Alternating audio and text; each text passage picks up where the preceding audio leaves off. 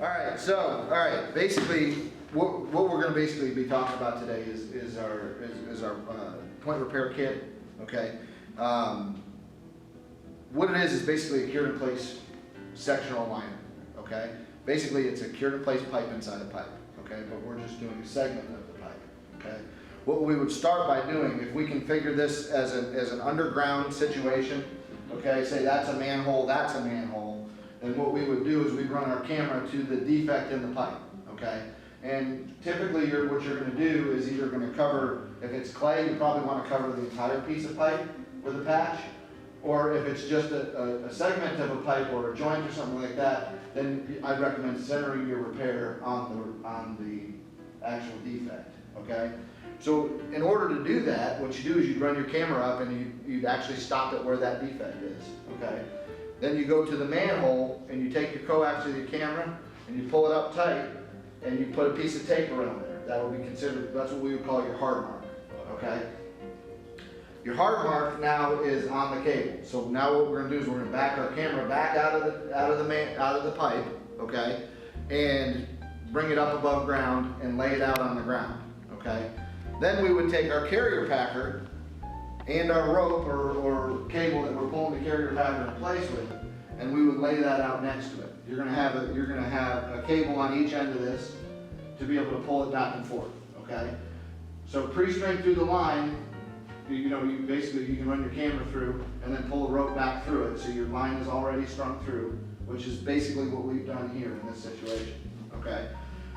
What we're gonna do is transfer that mark from the camera, center it on your packer, center your repair on the packer, and then we're going to transfer that mark to our cable or a rope on our carrier packer. So now when we pull it into place, as soon as that mark hits the rim of the manhole, we know we're in place. Then all we got to do is just inflate the carrier packer. The good thing about the carrier packer is it has a flow through in it. So you can see here it's got a 2-inch flow through, okay?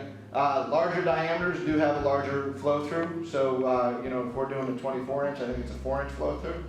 But the carrier packers are flexible, has a 2-inch flow through. The wheels on it basically it's not necessarily designed to keep the repair off the bottom. It's basically designed for if you have offset joints or anything like that to help so you're not pulling and getting the edge of your carrier caught on an offset joint. But the reason why we leave it as a flow-through is because what a lot of guys do, especially in a municipal landscape, is they integrate this into their cleaning and TVing. So you guys do your own cleaning and TVing. So basically what a lot of guys do is they'll go out, they'll put 2 patches in the ground, okay? Leave the carriers in there and basically put an air tank on it, an air pig. Monitor it for a few minutes, make sure it's holding air. Leave that air pig in there, throw the manhole cover on it, and then go and do your cleaning and TVing for the day. Come back in the afternoon before you're done, pull your 2 carriers out, and you got 2 patches in. And it might be taking an hour from your cleaning and TVing away, but you're saving on the back end because you're not paying a contractor now, $3,000 to do something that would have cost you a couple of $100s to do with a repair kit. The investment in this is minimal. I mean, you're talking, if you go with kits, a kit on average is right around the $400 mark. A carrier packer is anywhere from, depending on size, it can be anywhere from $800 to $2,500 to $4,000. But still, I mean, the investment from an equipment standpoint isn't a whole lot. I don't know if you guys are doing grouting already, but you might even have, if you have a grout rig already set up, you might even already have your cables and everything to be able to, because if you're pulling a packer up and down the line, you can pull this packer up and down the line with the same equipment. So you're not going to have that much of an investment. Even so, you can do it with a reel with rope on it, not a problem.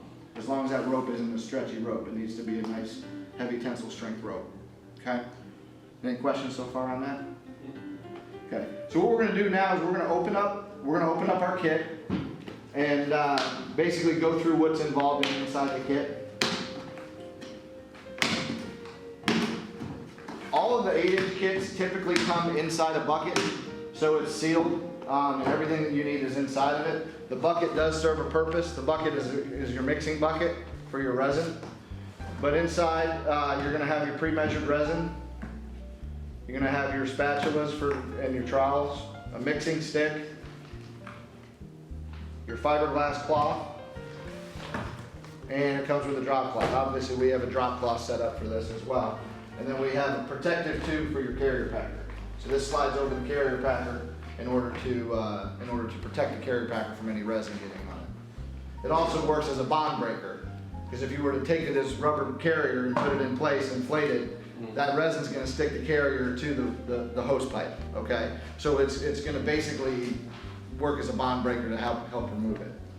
So the first step we're going to do is we're actually going to take this carrier packer, we're going to put it up here, put our sleeve on it, and get that ready, and then we'll go ahead and go with the wet out.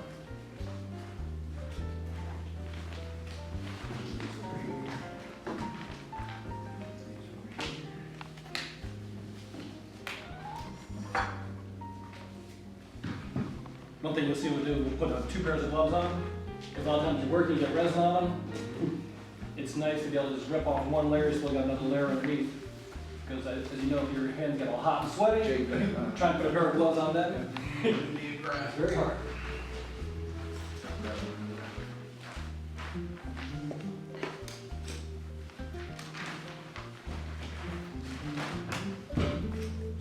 Incidental things that you're going to have on a truck anyway. You're going to have some duct tape, you're going to have some masking tape, scissors, wire cutters, anything like that. That's not stuff that comes in the kit, but it's incidental stuff that you might need. So this is just basically it's a 6 mil poly tubing, and it's just designed, like I said, to protect the carrier as you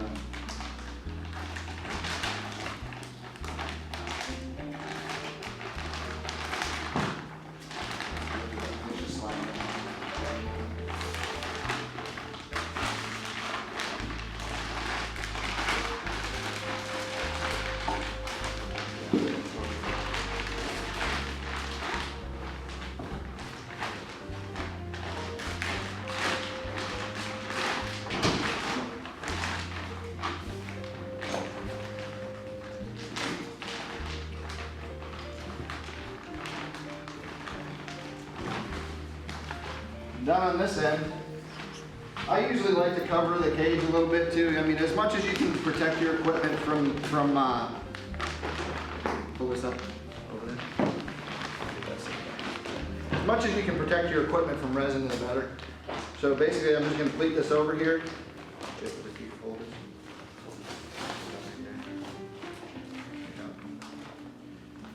I'm going to tape this end on here.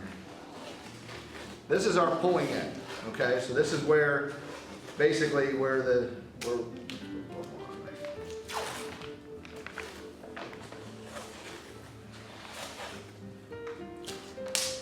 can do that with duct tape and whatever. That end I don't have to pull because you're pulling it in place.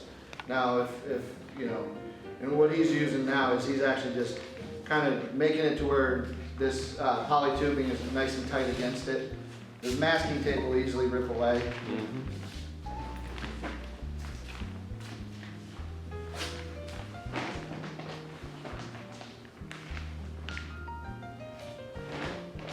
We do all this stuff before we mix our resin. You guys can sit. We do all this stuff before we mix our resin. Obviously, once you mix your resin, you're on the clock. While he's doing this, though, we'll talk about the resin. This resin right here is a summer resin. But it basically comes in the summer or winter mix. The summer mix, generally you have about 30 minutes of working time at 70 degrees, and you have about 2.5 hour cure time. Okay.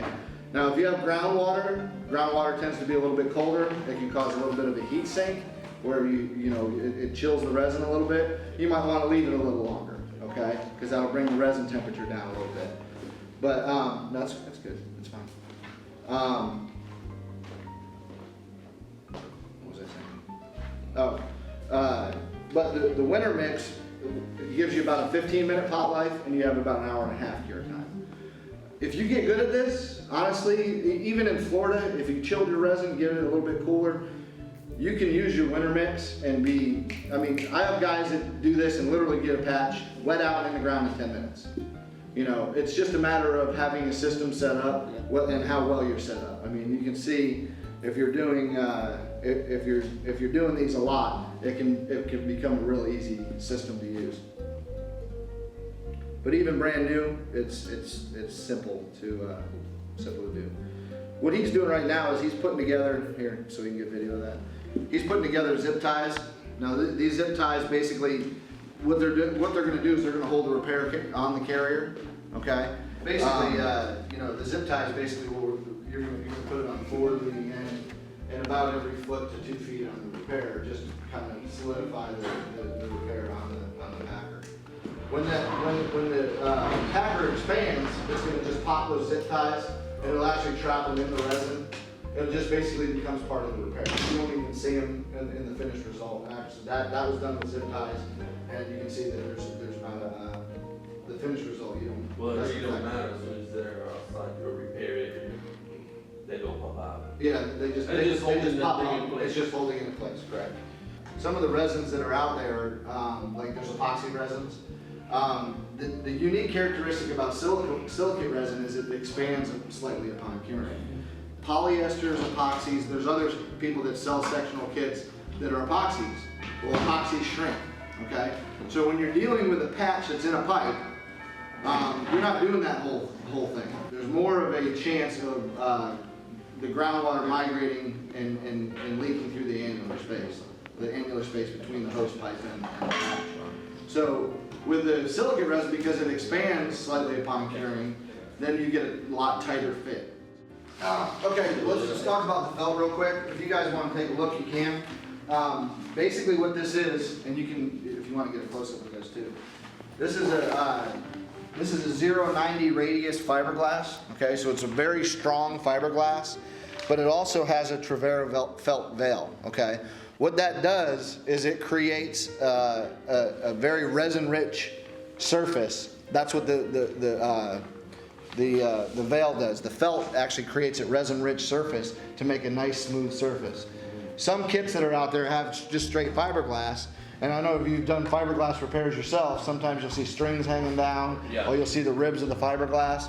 You don't have that with this, because once you see the way we fold this, everything will be completely encapsulated in felt. So just single thickness is probably strong enough for a structural liner. Yeah. But the way we do this, it's actually double thickness, and you won't see the ribs of the fiberglass at all. So what we do is we start with felt side up, and then we're going to go ahead and mix our resin. Go ahead and put it on the table. Like I said, it's pre-measured. This resin is mixed 2 parts to 1 by volume. So there's 2 parts of the B and 1 part of the A. You want to give them a little bit of a shake before you put them in.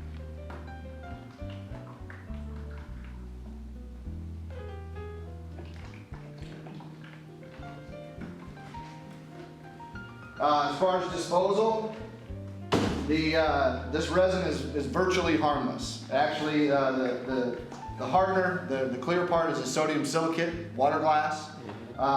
The actual resin part actually has a lot of the same characteristics as vinegar. So theoretically, you could drink it, but I wouldn't recommend drinking it. Yeah. Like that, as a disclosure, I would not recommend drinking it. But basically, you'll see when you mix them, it starts as kind of a separate component. And as you mix, it's going to turn into like a peanut buttery consistent color. You know, if you want to, we're on the clock now. Yeah, we're on the clock now, but like I said, we have plenty of time here. All right. And you know, that's at 70 degrees. You know, it's probably 70 degrees in here right now. You got your But time. your resin temperatures, the resin temperature is right around 60 degrees. So you're going by your resin temperature. So theoretically, we have probably a good 35, 40 minutes before it even starts to gel. Yeah. And even if it starts to gel at that point, you still have a little bit of time to get it down the line and expand it, because it's not going to just harden, you know. Okay. So basically what he's doing is just thoroughly mixing it. You want to mix it for a few minutes and make sure you get a consistent color.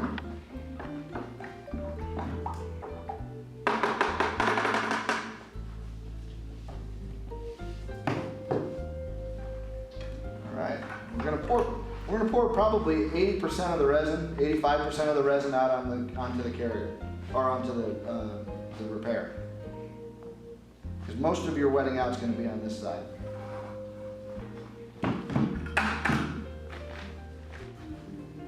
really easy to tell whether it's wet or not. Obviously, if it's white, it's not wet, you know, so you just wanna just spread it out.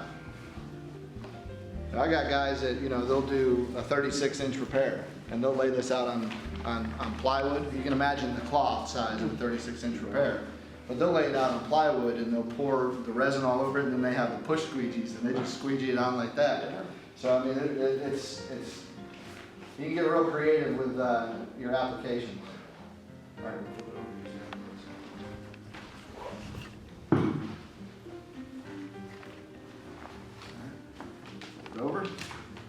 Now we're going to flip it over and just make sure we don't have any dry spots.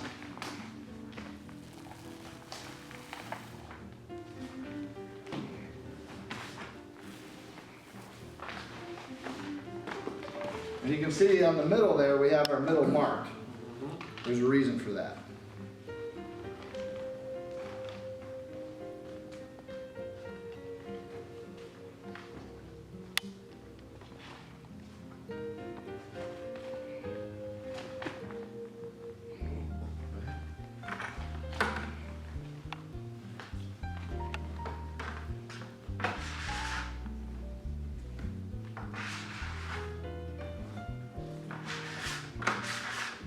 And it's not going to hurt anything to have a little extra excess resin in there. So pour it all on.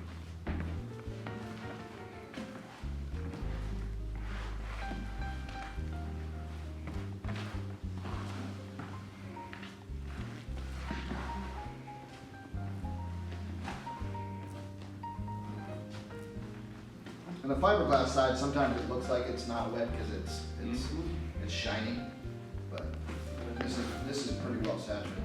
The other thing is too is when it's compressed, it actually saturates quite a bit as well. Yeah. Yeah.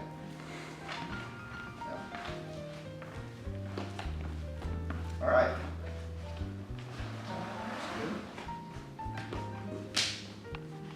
Go ahead. Now we're going to take each end and we're going to fold it to the middle.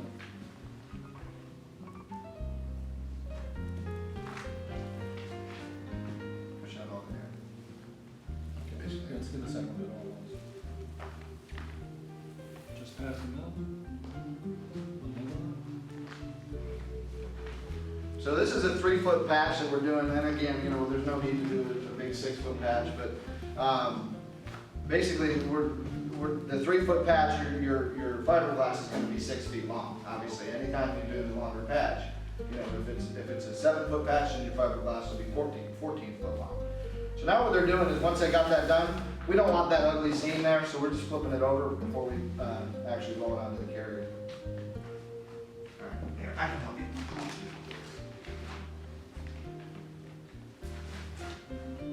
Good part about having 2 pairs of gloves on. Now you've got a nice set of clean gloves. We're going to just center this on the carrier.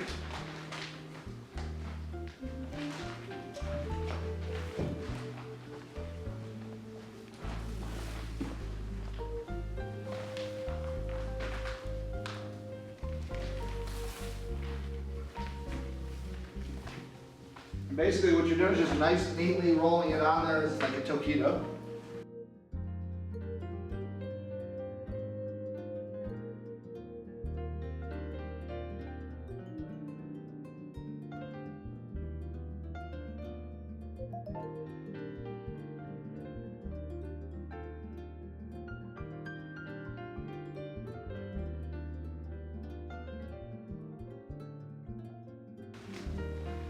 Now that's filling up, it's gonna expand that repair.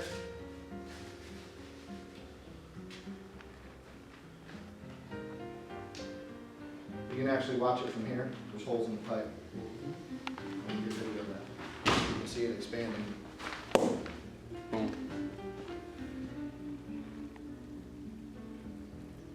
See how it presses all that? It presses all that resin into the imperfections of the pipe. And it actually, you can see we even simulated a crack right here. Yep. You can see how it actually presses that resin in. So what that does, especially when you have a defect in the pipe or you have a leak, it's not only going to seal that crack, but it's going to lock your repair in place. You know, majority of the time, normal flow, it can handle it. Yeah. And you just basically just leave it and go.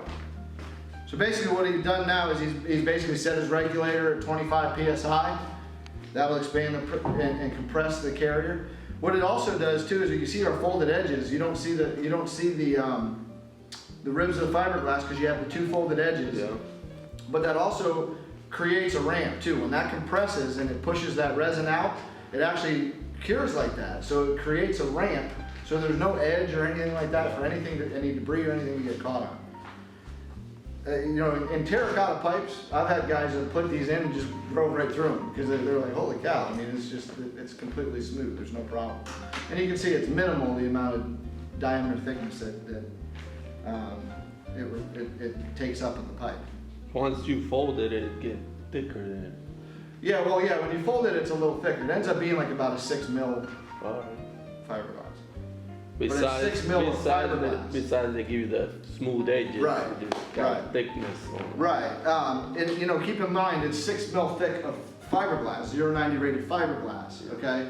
Most manhole to manhole liners, like say if it's an 8-inch liner, most of those are 6 mils with felt. Yeah. So if they're doing that with that, I mean, this is definitely a lot stronger than it would be, than straight felt would be.